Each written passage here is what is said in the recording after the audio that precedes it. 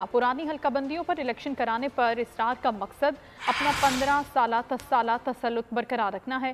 खालिद मकबूल सिद्दीकी की तनकीद, कहा नई मर्दमशुमारी के बाद नई हल्का बंदियाँ आईनी तकाजा हैं। मुनसिफाना इलेक्शन के लिए चंद हफ्तों या महीनों का फ़र्क खसारे का सौदा नहीं। मर्दमशुमारी पर सरकारी एतराज़ का इख्तियार पीपल्स पार्टी के पास था।